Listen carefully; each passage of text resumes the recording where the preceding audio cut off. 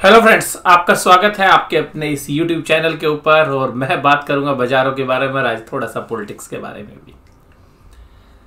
सबसे खास बात हमने कल क्या की थी, मैंने आपके साथ जो चर्चा की थी उस चर्चा के अंदर ऐसी उम्मीद जताई थी कि बाजार 34,800 को तोड़ सकते हैं, लेकिन सेलिंग प्रेशर 34,800 के ऊपर आएगा। लेकिन आज सुबह जब बाजार खुले तो एक्चुअल रिजल्ट जो है इलेक्शंस के वो सामने आ गए और वहाँ पर बीजेपी जो है एक अच्छी लीडिंग पोजीशंस के अंदर 4 स्टेट्स के अंदर थी और बाद में वो चारों स्टेट्स जो है लगभग जो अभी तक अनुमान है वो उन्होंने जीत लिए।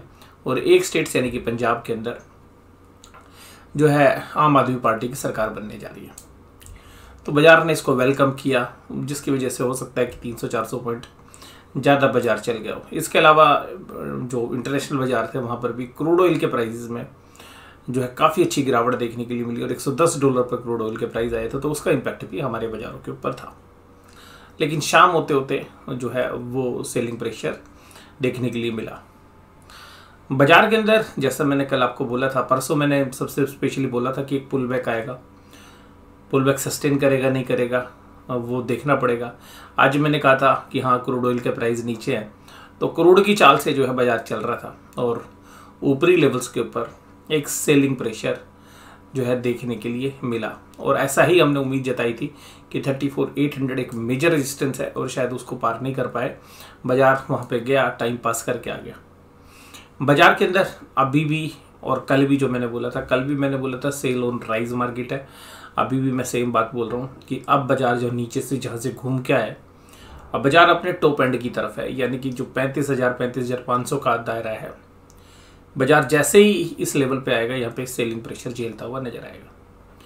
तो कुल मिलाकर चर्चा यहाँ पर है कि बाजार में भी तेजी क्यों नहीं है। तेजी ना होने के मुख्य कारण है FIIs का कैश आउटफ्लो। उनका कैश आउटफ्लो क्यों है? क्योंकि वो फंडामेंटली ये देख रहे हैं कि हमारे जो बाजार है वो महंगी वैल्यूशंस पर ट्रेड कर रहे हैं और अगले क्वार्टर के रिजल्ट्स में बहुत अच्छी उम्मीद नहीं है। और हमें भी ऐसा लगता है कि जो रिजल्ट्स हैं वो आपकी उम्मीद से ख़राब आएंगे, यानी कि मैं जो उम्मीद कर रहा हूँ कि यहाँ थोड़े ख़राब होंगे, हो सकता है कि आपको ज़्यादा ख़राब रिजल्ट मिले।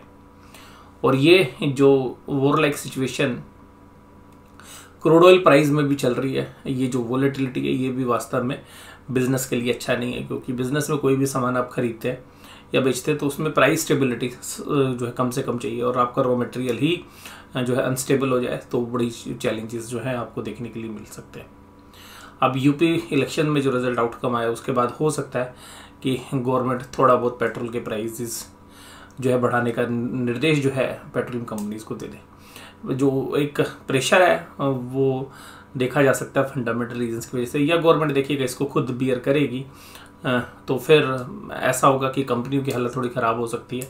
तो जो PSUs जो ऑयल प्रोड्यूसिंग कंपनीज़ हैं उनके लिए तो देखिएगा विन विन सिचुएशन है, लेकिन जो ऑयल मार्केटिंग कंपनीज़ हैं उनके लिए थोड़ी सी परेशानी वाला सबब है।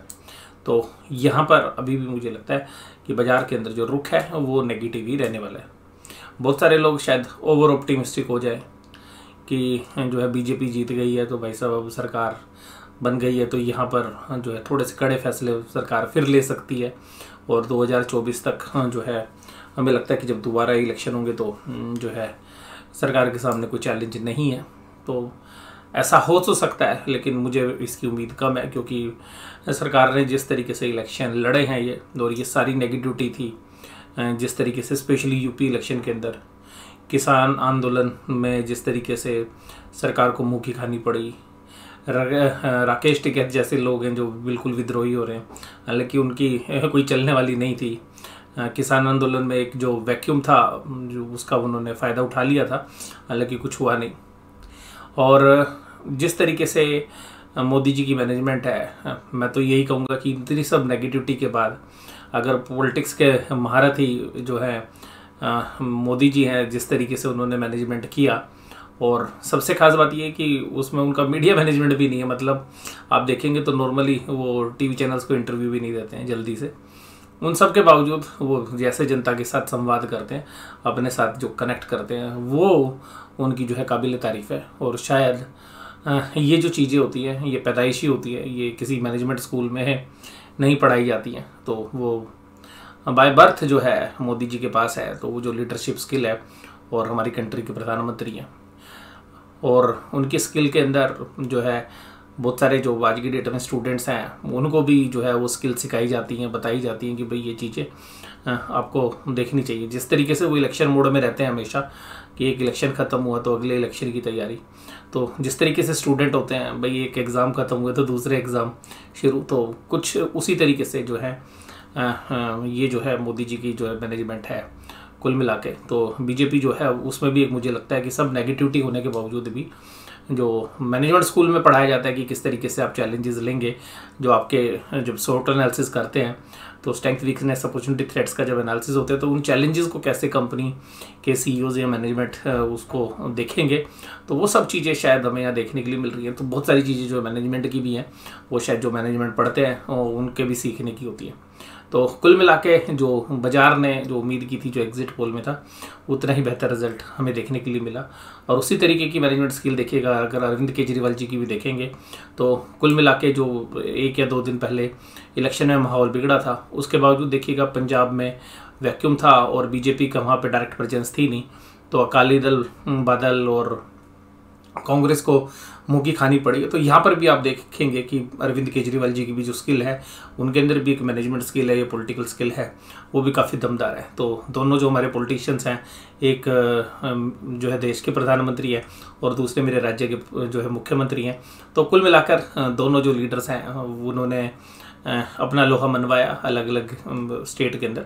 और इन सब के बावजूद एक पॉलिटिकल स्टेबिलिटी चारों स्टेट्स को, जो जहाँ पे बीजेपी जीती वहाँ पे भी, और 5वां जहाँ पर पंजाब में जो आम आदमी पार्टी जीती, तो 5 स्टेट्स के अंदर एक पॉलिटिकल स्टेबिलिटी आ गई। ये देश के लिए, इकोनॉमी के लिए तो बढ़िया है। लेकिन हमारे जो चैलेंजेस हैं वो दूसरे हैं अभी हाल फिलहाल में, और वो चैलेंजेस हमारी इकोनॉमी के फ्रंट पे। तो ये जो सारी चर्चा है इसके अंदर आज हमें जो देखने के लिए मिला कि जिस तरीके से गैप अप ओपनिंग हुई, तो सबको लगा यार बहुत बड़ी तेजी होगी, लेकिन जो प्राइस एक्शन था वो फेवर नहीं कर रहा था, और हमें आभास हो गया था कि भाई सेलिंग ऊपर ही लेवल से आएगी। हालांकि हमारी भी जो पोजीशंस थी, मैं आपको पर्सनली भी बोलूँगा कि हमारी भी जो पोजीशंस थी, हमने जो हैजिंग कर रखी थी वो 35,000 तक कर रखी थी। तो हम ये उम्मीद कर रहे थे 35,000 अपर एंड है, लेकिन उसके बाद जो बाजार खुला तो फिर हमने वेट ही किया कि थोड़ी देर देखते हैं कि प्राइस एक्शन किस तरीके से होता है। लेकिन प्राइस एक्शन से पता चल गया था कि बाजार ऊपरी लेवल पे सेलिंग प्रेशर झेल रहा है। तो अगर वहाँ से जो है फॉलोअप आता, फॉलोअप बाइंग आती, तो फिर एक चैलेंजेस जो है हो सकते थे, या जो स्ट्रेटेजी है वो रिवाइज करनी पड़ती। तो कुल मिलाकर निफ्टी 50 के अंदर आज जो है आपने 250 पॉइंट्स की तेजी देखी, और इसका जो है श्रेय जाता है रिलायंस इंडस्ट्रीज़ को आज फिर। तो ये तो पक्का है कि जो बड़े प्लेयर्स हैं, जो DIIs हैं, वो आज की डेट में इंडेक्स मैनेजमेंट पर पूरी तरीके से फोकस कर रहे हैं। आज इलेक्शन का भी दिन था और सरकार किसी भी तरीके से नहीं चाहेगी कि भाई नेगेटिव बंद हो। तो ये जो बाकी इंस्टीट्यूशंस हैं उन्होंने हालांकि जितनी बाइंग नहीं की जितनी नॉर्मली वो करते हैं, क्योंकि हायर लेवल पर इंस्टीट्यूशंस बाय नहीं कर रहे हैं। तो इंस्टीट्यूशन भी समझदार हो गए हैं कि भाई बाजार नीचे आएगा तो बाजार को नीचे स्ट्रेंथ देनी है, ऊपरी लेवल पे बाइंग नहीं करेंगे। ये जो गैप की हम बात कर रहे थे, गैप फिल होना चाहिए, फिल हो गया। थोड़ा सा हो सकता है कि अभी ये जो मामूली सा है, पर हम इसको गैप नहीं बोलेंगे, तो बाजार ने अपना गैप फिल कर लिया है। अब बाजार देखिएगा यहीं पे कंसोलिडेट करता हुआ नजर आएगा, बट मेरा मानना है अभी सेल ऑन राइज ही मार्केट है, अभी बाइंग सेंटिमेंट्स नहीं है। और आज भी जो टॉप 10 जो शेयर्स हैं उनमें से 4 शेयर्स दिग्गज हैं जिन्होंने आज बाजार की रैली में पार्टिसिपेट किया। आज TCS के अंदर थोड़ी सी निराशा नजर आई, और टेक महिंद्रा, कोल इंडिया, डॉक्टर रेड्डी जैसे शेयर्स कमजोरी के साथ काम करते हुए नजर आए। आज के लिए एक विशेष बात मैं आपको बताना चाहूँगा कि कल 9 तारीख से जो है TCS का बायबैक जो है ऑफर ओपन हो गया है। तो जिन लोगों के पास भी TCS है और रिकॉर्ड डेट में उनके पास बायबैक की जो रिकॉर्ड डेट थी तब TCS के शेयर्स थे, तो वो अपने बायबैक में जो शेयर्स हैं वो टेंडर कर सकते हैं। तो उसके लिए आप अपने ब्रोकर के प्लेटफॉर्म पे जाइए। जनरली मोबाइल ऐप के अंदर ये फैसिलिटीज़ नहीं होती है, तो आप इसको कंप्यूटर से जो है लॉगिन करिए, और तब अगर आपकी इच्छा करती है कि भाई 4500 रुपये के भाव में TCS का शेयर बायबैक के अंदर कंपनी को दिया जाना चाहिए, तो आप वहाँ पे अपने शेयर्स टेंडर भी कर सकते हैं। तो ये ध्यान रखिएगा, जितना जल्दी आप करेंगे उतना बढ़िया है। बाद में आप भूलें या किसी और तरीके से, लेकिन 10 दिन का समय और भी है, लेकिन कुल मिलाकर जिन लोगों ने भी टीसीएस का शेयर टेंडर करना है तो उनके लिए एक अच्छा मौका है। और टेंडर करने के बाद ये भी कर सकते हैं आप, अगर कि जो शेयर्स आपके 4500 में टेंडर होंगे और आप एक रेशो मान के चलिएगा कि भाई 50% से तो ऊपर ही होना चाहिए, तो उतने शेयर्स आप चाहें तो बाजार में खरीद भी सकते हैं कि जो चीज़ 4500 में बिकेगी वो 3620 रुपये में आपको मिल भी रही है। तो टेक महिंद्रा, कोल इंडिया, डॉक्टर रेड्डीज और ओएनजीसी शेयर्स के अंदर कमजोरी थी। आज के एडवांस डेक्लाइन रेशियो एडवांसेस के साथ थे, लेकिन देखिएगा प्राइस एक्शन नहीं था। बेशक से आज मजबूती के साथ बाजार बंद हुए, बट मुझे आज भी कॉन्फिडेंस नहीं है ऐसा कि एक बहुत बढ़िया तेजी जो है हमें देखने के लिए मिले। और रीज़न मेरे फंडामेंटल्स हैं और साथ में टेक्निकली भी जो प्राइस एक्शंस हैं वो सपोर्ट नहीं कर रहे हैं। HUL, Tata steel, Grasim, JSW steel और SBI जैसी कंपनियां आज तेजी के साथ काम करती हुई नजर आई। Coal India, Tech Mahindra, doctor Reddy's, ONGC और टाटा कंसल्टेंसी, ये शेयर्स आपके आज कमजोरी के साथ काम करते हुए नजर आए। निफ्टी बैंक, देखिएगा आप में से बहुत सारे लोग सोच रहे होंगे कोल इंडिया क्यों टूटा। देखिएगा अगर एनर्जी के प्राइस पेट्रोल के गिरते हैं तो जो अल्टरनेटिव फ्यूल्स हैं उसके प्राइस भी कम हो जाते हैं। तो इसका मतलब अगर आपके पास पेट्रोल या डीजल आपने यूज़ करना है और उसका सब्स्टिट्यूट अगर फ्यूल अगर आप देखेंगे तो कोल है, तो अगर आप डीजल या पेट्रोल महंगा हो जाएगा तो कोल से एनर्जी जनरेट कर लेंगे, तो जब वही दोनों सस्ते हो गए तो भाई कोयला भी सस्ता हो जाएगा। इसलिए शायद मुझे लगता है कोयल के अंदर सेलिंग देखने के लिए मिली। निफ्टी बैंक 34475, एक अच्छी तेजी, हाई देखिएगा 37374। जब 9:15 बजे बाजार खुले तो जो ओपनिंग प्राइस था उसको देख के बहुत लोग आश्चर्यचकित हो गए। 35153 कल के प्राइस से बाजार, अगर प्रीवियस क्लोजिंग आप देखेंगे तो प्रीवियस क्लोजिंग थी 33815। आप 1200 पॉइंट से ज़्यादा की तेजी स्क्रीन पर अगर आप दिखाएंगे सुबह सुबह और बिना किसी ऐसे फंडामेंटल रीजन से कि भाई एकदम जो है चेंज हो रहा है स्टांस, तो बहुत लोगों ने शायद 35,000 की कॉल बहुत खरीदी होंगी। और मैं बोलता हूँ हमेशा कि एब्सोल्यूट नंबर पर कॉल या पुट काफ़ी खरीदी जाती है, तो पुट वाले जो बायर्स थे उनको तो शायद फ़ायदा हो गया होगा शाम होते होते, लेकिन जो कॉल के बायर्स थे उनके सबके पैसे आज जीरो होते हुए नजर आए। गैप यहाँ पर भी फिल हो गया है और बाजार के लिए मेरा जो दायरा है वो 33,800 नीचे की तरफ, 34,800 ऊपर की तरफ। जिधर भी बाजार टूटेगा तो अच्छा चलेगा, ऐसा नहीं है। बाजार अगर 34,800 को तोड़ के ऊपर जाता है तो 35,300, 35,500 पे फिर रेजिस्टेंस आ जाएगा।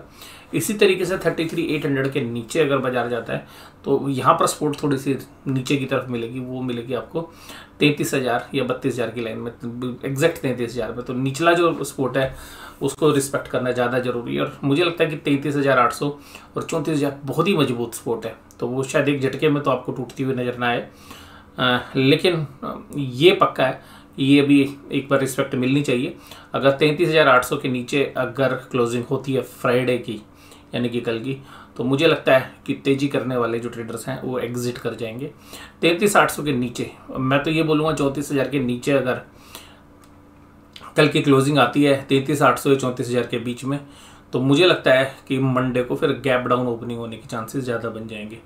तो अभी मेरा जो व्यू है वो मैंने आपके साथ रखा है। यहाँ पे निफ्टी बैंक के अंदर देखिएगा सब तेजी में थे और आज की बारी थी SBI की, HDFC बैंक की, एक्सिस की, ICICI बैंक की और कोटक महिंद्रा बैंक, सारे पांचों के पांचों तेजी में थे। बट HDFC बैंक ने जो है कमान संभाली, क्योंकि हैवी वेट है, अगर ये नहीं संभालेगा तो कौन संभालेगा। तो अब कल देखते हैं कौन संभालता है। कल संभालने की चांसेस हमें कम लग रहा है, हमें कल सेल ऑन राइज लगता है। बाजार ऊपर की तरफ जाए तो सेल करना ही शायद मुझे लगता है कि एक अच्छी स्ट्रेटेजी साबित होती हुई नजर आएगी। FIs के डेटा भी यही कह रहे हैं 1981 करोड़ की सेलिंग, लेकिन आज ज़्यादा सेलिंग नहीं है, वॉल्यूम ज़्यादा थे, वीकली एक्सपायरी थी। DIs आज थोड़ा संयमित तरीके से बाय करते हुए नजर आए 945, क्योंकि बाजार में गैप अप ओपनिंग हो गई थी तो FIs ने ज़्यादा माल खरीदना शायद उचित नहीं समझा। और बाजार में जब करेक्शन आई होगी जो लेटर पार्ट के अंदर आई है, लास्ट के आधे घंटे के अंदर, 1 से आधे घंटे के अंदर, उसी में शायद बाय करते हुए नजर आए होंगे।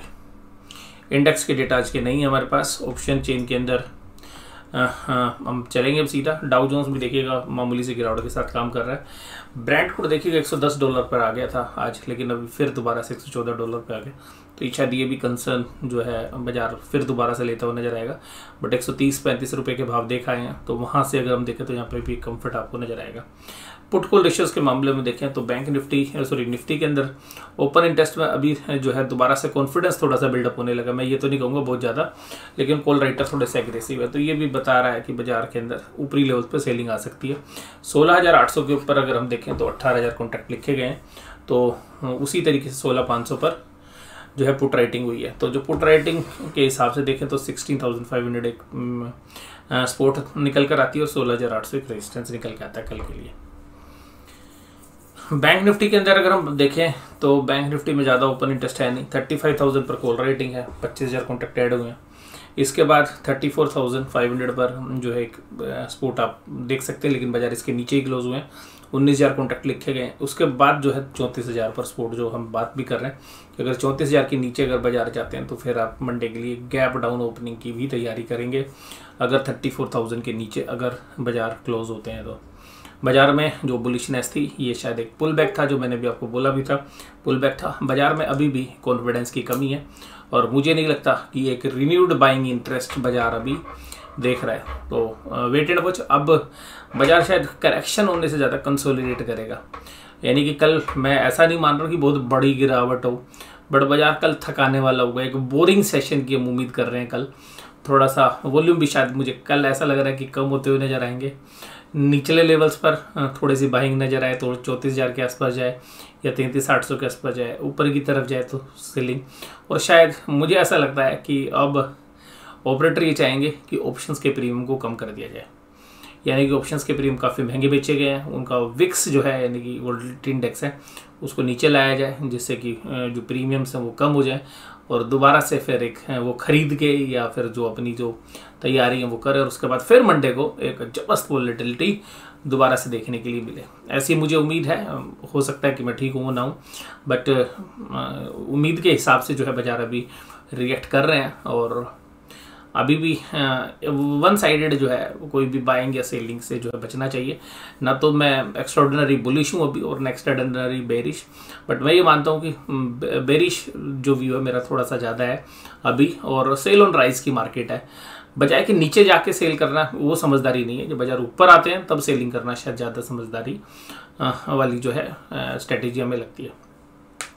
अब बाजार नीचे जाएगा तो फिर देखते हैं कि कहाँ पर बाइंग इंटरेस्ट बनता है। दोबारा से ट्रेडिंग की बाइंग अपॉर्चुनिटीज बनती हुई नजर आएंगी। तो बाजार में जब कोई स्लाइड आएगा निचले लेवल्स पे आएंगे तो जहाँ पर रिस्क रिवार्ड फेवर में होते हैं वहाँ पे ट्रेड करने में भी जो है कंफर्ट रहता है। अभी ऐसे बाजार के अंदर शायद इंडेक्स के अंदर ट्रेड करना ज़्यादा लाजमी है, लेकिन इंडेक्स में भी वोलेटिलिटी काफ़ी ज़्यादा है। तो अगर आप अपने रिस्क को मैनेज कर सकते हैं तभी आप इंडेक्स में ट्रेड करें। अदरवाइज अभी जो है मुझे ऐसा लगता है कि इन्वेस्टमेंट के लिए भी मौके जो हैं जब अगले क्वार्टर रिजल्ट्स आएंगे तब शायद ज़्यादा अच्छे मिलेंगे। और नेक्स्ट मंथ के लिए मेरा जो व्यू है वो ये है कि सेल ऑन राइज ही मार्केट है, और हो सकता है कि जो महीने की एंड की जो एक्सपायरी होगी, यानी कि जो महीने की एंड की, उससे पहले एक लास्ट वीक में आपको एक पुल बैक देखने के लिए मिले, एक सस्टेनेबल अप मूव निचले लेवल से दोबारा से आपको देखने के लिए मिले। फिर जो अगले महीने यानी कि जो भी अप्रैल का महीना होगा तो फिर रिजल्ट्स के हिसाब से बाजार रिएक्ट करता हुआ नजर आएगा। बट रिजल्ट से बहुत ज़्यादा उम्मीद नहीं है, लेकिन आईटी कंपनीज मुझे लगता है अभी भी अच्छे रिजल्ट देंगी। आईटी में कंफर्ट है। फार्मा के अंदर भी देखिएगा मिले जुले रिजल्ट्स आने चाहिए। बाकी सेक्टर्स के अंदर देखिएगा इन्फ्लेशनरी प्रेशर जो है वो काम करता हुआ नजर आएगा। तो जो मेरे व्यू बनते हैं जो दिन भर के ट्रेड के बाद या जिस तरीके से हम बाजार में स्क्रीन को देखते हैं, जिस तरीके से आउटकम निकलते हैं, वो सब एनालिसिस मैं आपके साथ जो है शेयर करता हूँ।